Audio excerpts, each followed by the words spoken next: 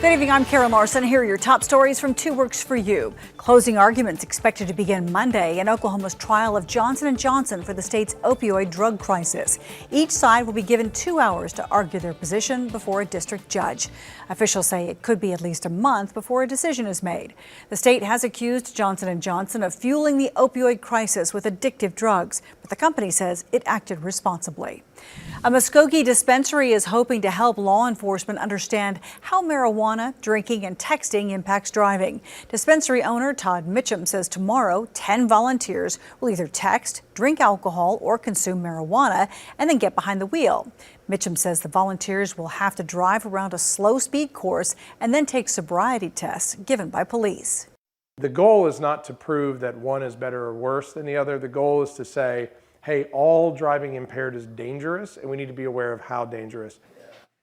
Mitchum says the experiment will also give law enforcement the chance to see the differences between alcohol and marijuana impairment.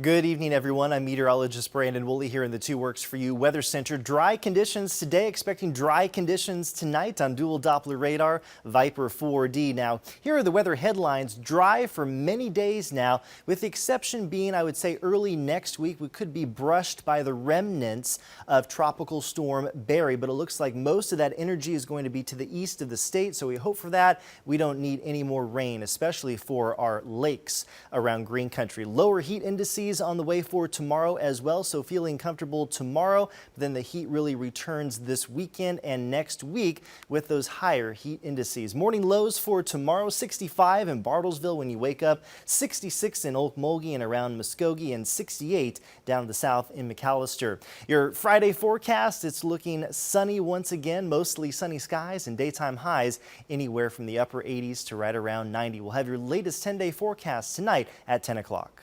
Well, thank you for catching up with 2 Works for You. We'll bring you another update around 9:15.